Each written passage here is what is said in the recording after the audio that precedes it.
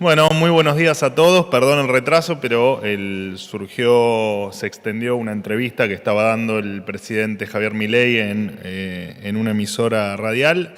Así que, bueno, ese es el motivo del atraso de la conferencia. Perdón a los periodistas y perdón también a los alumnos de periodismo de la Universidad de la UCES, ¿verdad? Ayer quería hacer un breve comentario, empezar con un breve comentario por lo ocurrido en la jornada de ayer. Por supuesto, de hecho, ayer mismo en la conferencia hice alguna mención a esto. Sabíamos que el DNU iba a ser rechazado o que tenía amplias posibilidades de ser rechazado. Y el rechazo lo único que nos indica a nosotros es un mal indicio acerca de la voluntad de algunos actores de avanzar en el pacto de mayo. Vale nuevamente la aclaración, el DNU sigue vigente y falta por supuesto su tratamiento en la Cámara de Diputados. Esto se los recuerdo a todos, especialmente a los que ayer festejaron el rechazo en el Senado del DNU. Así que por ahora pueden seguir gozando de los beneficios del mismo. En contraposición a esto, me gustaría felicitar a los legisladores de La Libertad Avanza, del PRO y a la inmensa mayoría de la Unión Cívica Radical, que con mucha sensibilidad y haciendo honor a los valores republicanos se pusieron del lado de los argentinos de bien, representando lo que deben representar, que son las necesidades y los intereses de la gente. El 1 de marzo, el presidente Milei ofreció dos alternativas a la dirigencia: el acuerdo o la confrontación. Preferimos el acuerdo, pero estamos dispuestos a la confrontación también. Tengan en claro, el déficit cero es innegociable, la baja de la inflación es innegociable, el saneamiento del Banco Central de la República Argentina es innegociable. Lo vamos a lograr con la colaboración o sin la colaboración de quienes ayer intentaron una vez más obstruir el camino del cambio.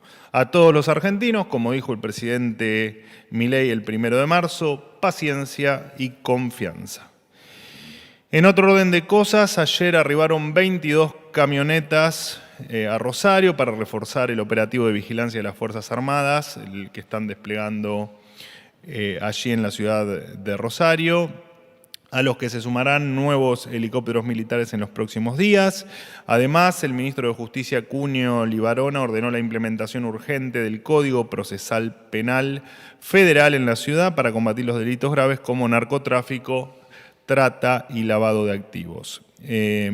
Todo esto es especialmente importante en la ciudad de Rosario porque el 70% de los 500 homicidios que ocurrieron entre 2022 y 2023 son delitos complejos del orden estrictamente federal. Con esta medida se le va a ofrecer el máximo apoyo a los jueces y fiscales para elevar rápidamente las causas de narcotráfico a juicio y meter presos a los criminales. Por último, comentarles que la Secretaría de Transporte ha decidido dejar de subsidiar 1.637 colectivos en la zona conocida como AMBA, a partir de un estudio que se ha hecho del sistema automotor que determinó graves irregularidades. El Estado Nacional repartía subsidios para un parque automotor de 18.300 colectivos, pero nunca se controló si esta cantidad efectivamente era la que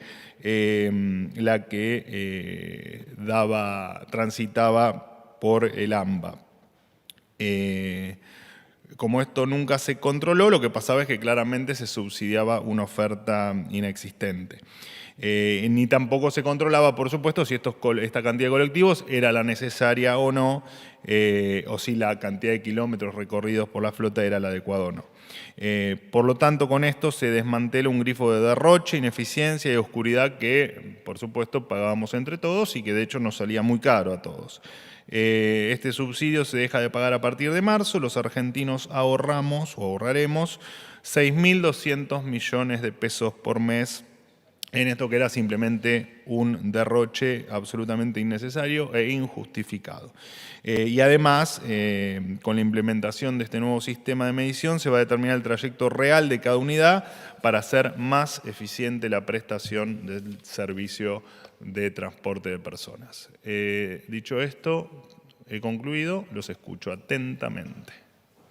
Gracias, Manuel.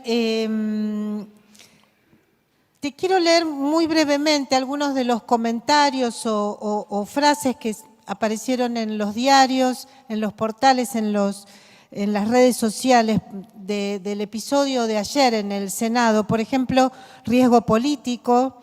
La dejaron sola a la vicepresidenta. Desconocimiento del rol del Poder Legislativo, casi como el que hacía el kirchnerismo. Bueno, no quiero abundar. ¿No tienen una autocrítica como gobierno para hacerse en este sentido, en algunas líneas que leí de comentarios de lo que sucedió ayer, analizando lo que sucedió ayer? Gracias. No, a ver, ¿en qué línea debería ir esa autocrítica? Porque la verdad es que no. Nosotros en el Senado, nosotros tenemos, por supuesto, en el contexto, dos cuestiones relevantes. Una que efectivamente tenemos una clara minoría de senadores. Y además de eso, la mayoría la tiene una política, lo notaron ayer, una política rancia que no está a la altura de las circunstancias y que está de espaldas al resultado electoral y a lo que ha pedido y viene pidiendo la gente para los cambios o en línea con los cambios que pretende la sociedad para este país. Así que digamos que una autocrítica no es compatible con lo que ocurrió ayer, no porque no tengamos la capacidad de hacerla, porque te puedo asegurar que si hay un gobierno que hace autocrítica es este, pero hay que entender que el pelear contra gente que hace mucho tiempo, por lo único que está donde está es para mantener sus privilegios y que todos los esfuerzos están en línea con intentar sostener sus privilegios. Y te repito, consideramos que es una política que quiere quedarse detenida en el tiempo. No hay autocrítica para hacer. La autocrítica la tienen que hacer ellos. La autocrítica la tienen que hacer los que no están escuchando a la gente, los que no escucharon el resultado electoral y a los que poco les importa qué es lo que le pase a la gente. Porque de hecho son parte de una política que ha hecho mucho daño, ¿no?, a la gente. Nos sorprende escuchar a algunos de ellos hablar de republicanismo y hablar de democracia y hablar de lo que necesita la gente cuando jamás le han prestado atención, ¿no? Incluso sorprende cómo, cuando indagás un poco por qué no se encargaron también, como hubiese sido republicano y democrático, tratar algunos decretos de la gestión anterior, dicen porque no eran tan importantes o tan relevantes, ¿no? Increíble, cuando algunos de ellos nos han encerrado a todos durante un montón de tiempo y han generado mucha desolación. Así que la autocrítica en tal caso hay que reclamárselas a ellos, no a nosotros. Manuel, buen día. Pablo Lapuente para Letra P. ¿Cómo andás? Muy bien, te quería consultar si puedes ampliar esto que mencionabas más temprano, ¿no? Que están dispuestos a la confrontación política a propósito del rechazo del DNU. ¿Qué significa eso, sobre todo en la relación con los gobernadores? Y si implica de alguna forma también no aceptar algunos de los reclamos que venían haciendo con impuesto a la ganancia, paquete fiscal y también algunos subsidios. Gracias. No. A ver, nosotros defendemos a la gente, nosotros defendemos el cambio que quiere la gente y nosotros defendemos el país con el que sueña la gente trabajadora, la gente que se esfuerza, la gente de bien, la gente que todos los días se levanta a trabajar y a intentar que Argentina esté mejor para ellos y para sus hijos.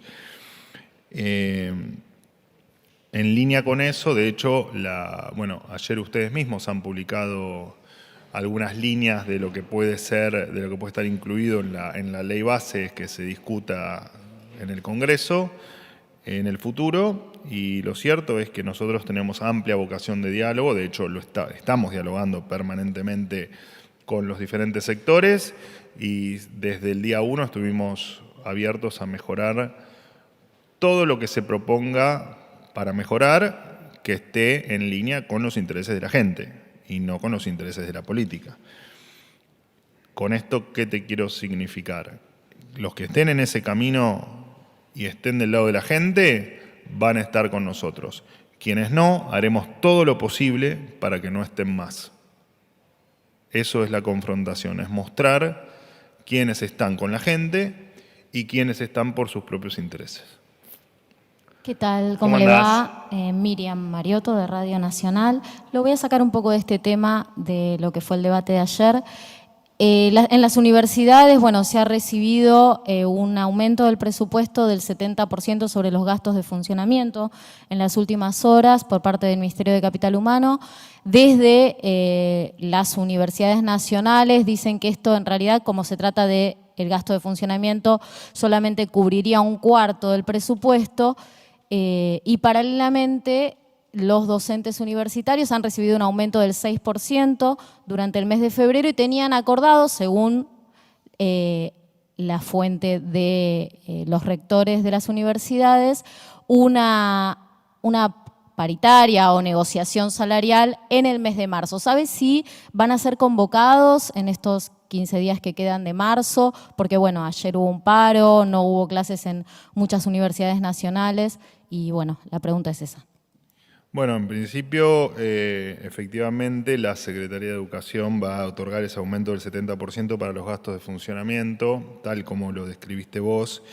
Esto se le notificó a los gremios. Partidas que estuvieron congeladas el año pasado y que también había una alta inflación.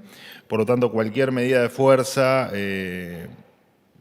vamos a estar en contra porque efectivamente consideramos que es una medida contra la educación que tanto defendemos todos, ¿no? Ustedes, nosotros, los que estudian y todos los que queremos un país en el futuro que sabemos que depende básicamente del estudio, ¿no? Y de la capacitación. Así que entiendo que se seguirán desenvolviendo los hechos y que todos entenderán que estamos en un momento muy complicado y que efectivamente parte de esa cuestión complicada son los presupuestos, no solo de las universidades, digamos, sino sabemos que nos regimos por el concepto fundamental para nosotros de déficit cero y equilibrio en las cuentas públicas, así que no tengo mucho más para agregarte.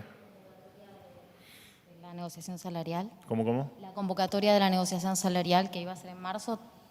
Bueno, veremos cuando se sigan desenvolviendo los hechos. Buen día, señor vocero. Primero, recordarle la posibilidad que el presidente dé una conferencia de prensa con los acreditados. Sí. Y segundo, ¿el gobierno piensa en agregar medidas adicionales? Voy a leer textualmente ahora la declaración de Juli Kosak, la vocero del Fondo Monetario, en el sentido que se refuerce el gasto en jubilaciones y asistencia social para evitar que el ajuste recaiga desproporcionadamente sobre los haberes y el sector más pobre de la población. Cita textual de la vocera del Fondo Monetario. ¿Cuál es la pregunta con respecto a lo que dijo la vocera? Porque corre por cuenta de la vocera. ¿El gobierno piensa tomar o agregar medidas adicionales? Bueno, el gobierno está permanentemente tomando medidas en los más vulnerables que, en lo que a nosotros respecta, el grupo más vulnerable son los más chicos, es el grupo etario de aquellos que tienen la minoría, que son menores de edad. Ese es el grupo para nosotros más vulnerable y ese grupo efectivamente es el que más está siendo atendido, ¿no? Por el Ministerio de Capital Humano, porque es prioridad para nosotros. Nosotros, dentro de, repito lo que le decía a tu compañera con respecto al presupuesto de educación o al presupuesto universitario, todo lo que esté dentro del respeto por la restricción presupuestaria, por supuesto que iremos haciendo todos los esfuerzos en un contexto inflacionario, por supuesto que todos conocemos, pero nunca nos vamos a correr del déficit cero, no importa lo que pase, no importa cuál sea la situación, no nos vamos a correr del déficit cero, del equilibrio de las cuentas públicas y de hacer todos los esfuerzos para que esto efectivamente continúe siendo así a lo largo del tiempo, porque es la única manera de hacer sostenible a la Argentina. Buen día, portavoz Maya Jastroblansky de La Nación. ¿Cómo te va? Qué feo que suena portavoz, ¿no? Bueno, la primera pregunta es, el presidente dijo que el preacuerdo para llegar al Pacto de Mayo incluye la ley bases y el pacto fiscal. ¿El DNU también es una precondición para llegar a mayo? Digo, ¿la supervivencia del DNU es una condición para llegar al Pacto de Mayo? Y la segunda pregunta, dado que el norte está puesto justamente el 25 de mayo, ¿cuándo estiman que la ley bases se va a tratar en diputados? Bueno, no lo sabemos. La última pregunta no lo sabemos. Claramente estamos mismas características que la última vez. Estamos en una ley o en un proyecto de ley muy amplio, con un montón de cuestiones y que se empezaron a debatir y a mejorar o a intercambiar opiniones desde aquel viernes en la reunión de los gobernadores con Guillermo Francos y con Nicolás Pose. Así que imposible responderte esa pregunta a esta altura. Siempre para nosotros la celeridad tiene un valor agregado. Por lo tanto, esperemos que sea lo más pronto posible y haremos, entiendo que todos, el mayor de los esfuerzos porque eso ocurra. Sobre el DNU, bueno, nosotros, el DNU nos parece, de hecho, la propia característica de un decreto de necesidad y urgencia es cuando se considera que hay una fuerte necesidad y una gran urgencia. Y nosotros entendemos que eso sigue siendo así. De hecho, está a la vista que Argentina tiene muchas urgencias y muchas necesidades. Así que claramente para nosotros es un elemento, su contenido es un elemento fundamental para ponernos de acuerdo de cara a la Argentina que viene. Así que claramente sí, el DNU es parte de la discusión. Nos acompañan hoy alumnos de la Facultad de Ciencias de la Comunicación de la Universidad de Ciencias Empresariales y Sociales que se suman a las preguntas. Les pedimos que se presenten antes de formularlas. Gracias. Bienvenidos a todos. Gracias por venir. Buen día, soy Emilio Gerasun. Ponete el micrófono bien ahí. Disculpe. No, por favor. Quisiera preguntarle cuánto estiman que se podría bajar la pobreza en Argentina. Bueno, es una pregunta sumamente compleja la que me hiciste y te diría de imposible respuesta. La pobreza está atada, bueno, la pobreza por supuesto que se mide por ingresos en la República Argentina. Tenés una línea que te divide la pobreza de la no pobreza, que básicamente es la línea medida por la canasta básica total, y tenés una línea que te divide la persona pobre de la persona indigente, que esta es la línea de la canasta básica alimentaria. Por lo tanto, dependés casi con exclusividad del ingreso, ¿no? Y en esta línea la pobreza se elimina con mayores ingresos.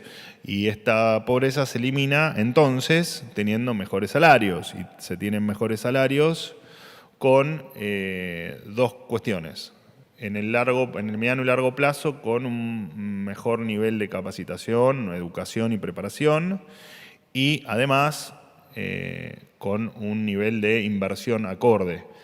Esas son básicamente las dos cuestiones que hacen a la eliminación de la pobreza. Y por supuesto tiene que estar en un contexto acorde para que eso ocurra, ¿no? La economía tiene que ser una economía desregulada y competitiva, tenés que tener sindicatos acordes o aptos al siglo XXI, cosa que sabemos todos que en Argentina son difíciles de encontrar. Necesitas una legislación laboral también acorde y moderna, que en Argentina no la estás encontrando. Yo lo digo siempre, en Argentina muchas veces cuando uno contrata un empleado siente que lo está adoptando, porque después es muy difícil su desvinculación, es muy engorrosa o pone en riesgo buena parte del patrimonio con el riesgo de que las empresas que contratan terminen cerrando por esta razón. Así que el camino es claro y todo esto que te dije se reduce a decirte que la pobreza depende básicamente, el nivel de pobreza depende básicamente de lo que vos puedas crecer. Y como se crece con educación y con inversión, que por supuesto en el medio influye la estabilidad macroeconómica, influye todas las cuestiones que te he enumerado, la eliminación de la inflación, por supuesto, y otro montón un sinfín de cuestiones, es muy difícil referirme a cuánto va a bajar o no va a bajar la pobreza. De todas maneras, en el norte al que nosotros transitamos, la pobreza entiendo que no va a ser un problema, porque pensamos en una Argentina próspera y en una Argentina que nunca debió haber dejado de ser un país grande, ¿no? Por desgracia. Hola Manuel, buen día. ¿Cómo te va? ¿Todo bien? Mi Vale. nombre es Joaquín Fernández París. Yo quisiera consultarle, o quizás puede ser personal o quizás para el oficialismo general, lo que podría ser una reflexión o quizás ¿cuál cree usted que fue el motivo de la diferencia que se dio en el Senado con el DNU? Y si quizás tiene una expectativa que pueda elevar en lo que viene siendo ya cuando se lleve con los diputados. Bueno, a ver, me parece que hice alguna referencia al inicio de la conferencia. Digo, de un lado tenés el pasado y del otro lado tenés el futuro. Los que entendieron hacia dónde quiere ir la Argentina votaron de una manera, y los que están frenados en una Argentina que ya nadie quiere o que la buena parte de la gente no quiere, o que al menos en las urnas la sociedad expresó que ya no quiere más, bueno, están del otro lado. Así que la reflexión es simplemente esa, volviendo a la autocrítica que me pedía la colega de ustedes, Silvia Mercado. Me parece que el arco político de otros tiempos debe llamarse a la reflexión. Me parece que sería interesante, incluso sería interesante repasar el DNU, ¿no?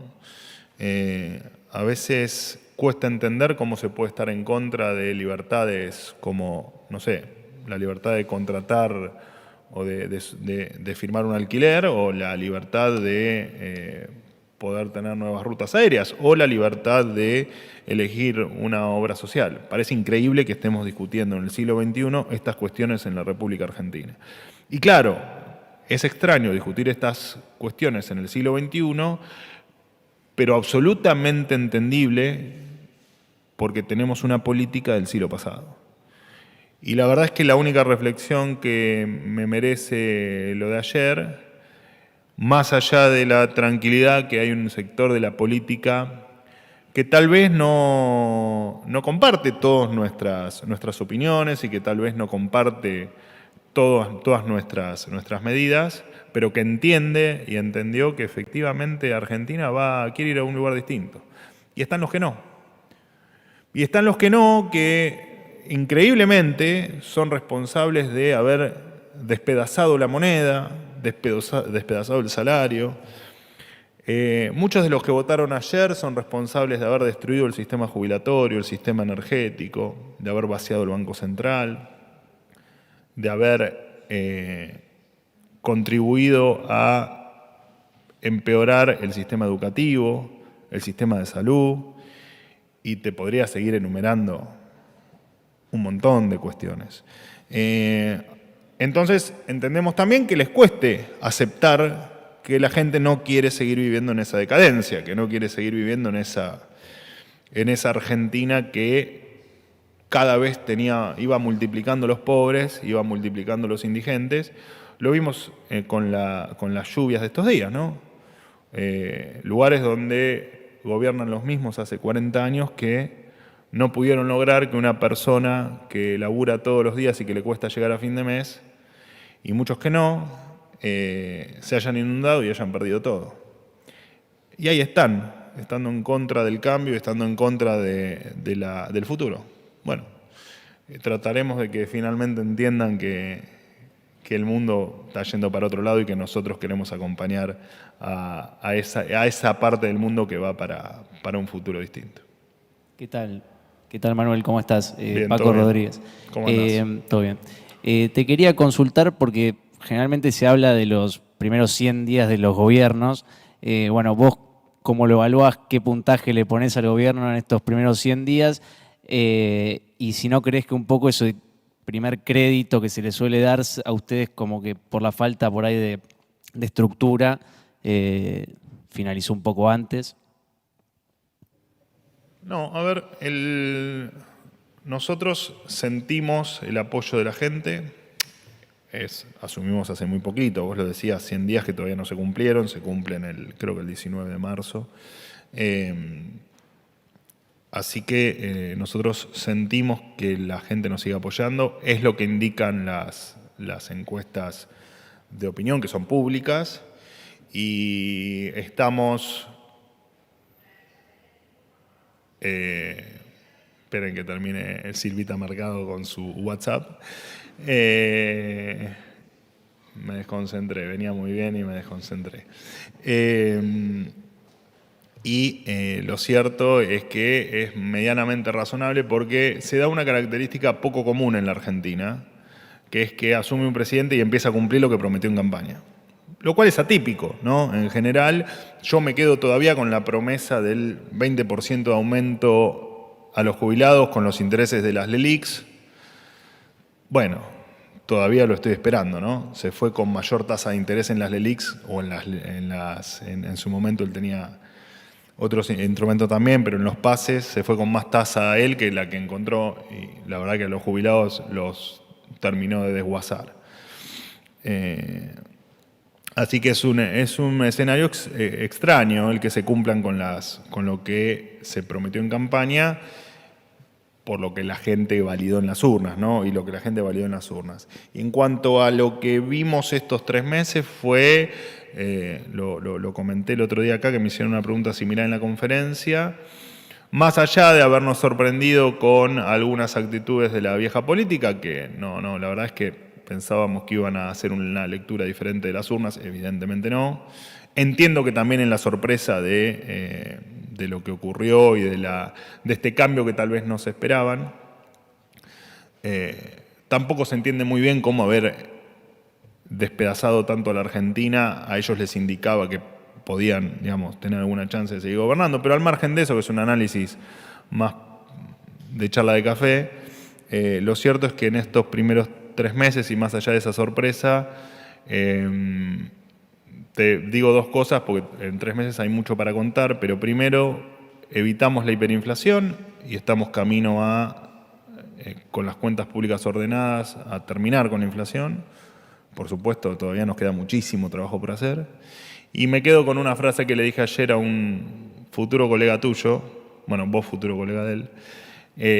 Hace 3 meses las preguntas eran otras en Argentina. Era cuándo reventábamos, cuándo se venía la hiper, o cuándo pasaba alguna otra desgracia, como por ejemplo un default.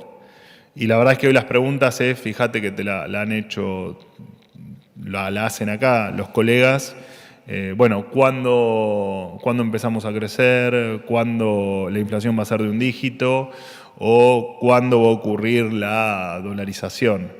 Entre otras preguntas. O sea, antes eran preguntas de desastre, de cuándo venía el desastre, y hoy las preguntas giran en torno a cuándo llegamos a la luz al final del túnel. Así que imagínate que mayor éxito que haber transformado la expectativa de la devastación que encontramos y que la gente la notaba, la verdad que es un gran logro para nosotros. Última pregunta. Hola Manuel, buenos días. Federico Blanco. ¿Cómo Mi andas? consulta iba en relación al principio de la conferencia, hablaste de Rosario. Te quería preguntar si se tiene un plazo estimado por ahí, por decirlo así, para que las cosas empiecen a mejorar o se empiece a ver una mejora. ¿Te referís a, perdóname, a Rosario? Sí, con lo que está pasando, lo del narcotráfico y todo eso. Los esfuerzos van a ser, por supuesto que hay que hacer modificaciones, incluso en la ley, porque hay cuestiones que nos impiden hacer todo lo que nos gustaría, pero claramente vamos a poner todos los recursos a disposición.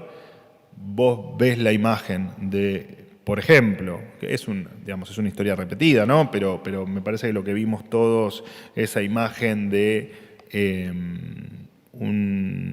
el chico, el playero asesinado, es la mejor foto para entender que hay que exterminar el narcotráfico y exterminar las mafias que terminan con la vida de inocentes, en este caso puntual, además con todo un futuro por delante. Imagínate que estaba trabajando seguramente por un sueldo que no le alcanzaba, pero también seguramente con la esperanza de que este país va a salir adelante. Así que sí, por supuesto que vamos a poner todos los esfuerzos y todo el gobierno nacional está a disposición de lo que ocurra no solo en Rosario, sino en todos los lugares donde se requiera la asistencia del gobierno nacional. Por supuesto que donde el gobierno nacional tenga jurisdicción o esté habilitado para hacerlo. Una más, vamos a seguir charlando, ¿por qué no? No me digan. Yo les doy para hacer a ustedes y me empiezan a preguntar por el Salón de las Mujeres, me empiezan a preguntar. Desaprovechan la oportunidad. ¿Se puede decir? ¿Qué quedó sexta? No me digas. Tengo que hacer más preguntas con ustedes, es cierto. Es cierto. No, es verdad. Es verdad. Pero no va a ser hoy. Perdón. Está funcionando, ¿no? Sí. Hola. Hola, ¿cómo andas? ¿Bien? Bien. Me llamo ¿De qué año Ariana. son? De primero. ¿Todos de primero? No, hay unos chicos de tercero. De tercero. Sí. Mi pregunta era si tienen pensado aumentar las jubilaciones y en el caso de que sí, ¿cuál sería el porcentaje? No, las jubilaciones están en un proceso lastimoso de ajuste por ley que quisimos modificar y no nos han dejado. Y es la ley tan mala que es tan horripilante la ley que de hecho ya hace mucho tiempo, no es de nosotros el invento, ya el gobierno anterior la venía compensando con bonos, porque claramente venía destrozando la movilidad, venía destrozando el salario el monto de las jubilaciones en relación a la inflación. Así que estamos en línea con seguir compensando al jubilado para que no pierdan contra la inflación dentro de la regla del déficit cero. La regla del déficit cero es absolutamente innegociable. Esto tiene que quedar bien claro. De hecho, a pesar del episodio que uno lo podría tildar de un episodio con ruido político, como pudo ser ayer el del Senado, que en otro momento hubiese generado una catástrofe tal vez en el mercado, no ha pasado nada porque el mercado cree efectivamente en lo que estamos haciendo y no solo cree en lo que estamos haciendo, sino que además considera que lo estamos haciendo bien. Así que, y una de las cosas que estamos haciendo bien es haber transformado el déficit cero no solo en una realidad, sino en algo innegociable, a pesar de que algunos decían que el déficit fiscal genera crecimiento y un poquito de inflación no hace mal y bueno, todas estas cuestiones que le han hecho tanto daño en la Argentina. Porque de hecho el déficit fiscal ha destrozado la moneda, así que bueno, no hay mucho más para explicar. Digamos, déficit cero igual cuestión innegociable en la República Argentina. De acá a la eternidad, dicho sea de paso. Está fácil hoy. Hola, buen día. A mí me interesa bastante saber acerca del acercamiento del gobierno con los jóvenes y me gustaría saber qué medidas van a tomar ustedes como gobierno para, a pesar de todas las inconformidades que existen en el sector educación, cómo van a ustedes acercarse más a que todas estas inconformidades ya no sean inconformidades y ya terminen siendo un beneficio para todos los jóvenes estudiantes. Perdóname, así hablamos puntualmente de alguna cuestión. Bueno, vi hace poco que tenían todos estos paros de los profesores o se quejan de las aulas, de la educación pública. Entonces me gustaría Evidentemente todos los gobiernos tienen planes para acercamiento hacia los jóvenes y a mí me gustaría saber cuáles son los Bueno, de ustedes. ¿de dónde eres? México. De México, muy lindo país. Gracias. Al menos la parte que yo conozco, muy lindo país. Gracias. Y muy linda gente aparte. Con respecto a la educación en Argentina, la educación pública en Argentina, buena parte de ella, al menos en los niveles iniciales, depende de las provincias. Así que es no solo responsabilidad de las provincias, sino que por supuesto que apelamos siempre en este rol, en este gobierno, y lo he hecho en lo personal en gobiernos anteriores, en promover que las provincias intenten no despilfarrar recursos y que los recursos sean asignados a no a cuestiones tan políticas, sino más bien a cuestiones de futuro como puede ser la educación. Así que buen momento para volver a apelar a que eso sea así, tal como vos y todos los que estamos acá deseamos, ¿no? Que la educación sea prioritaria en la Argentina.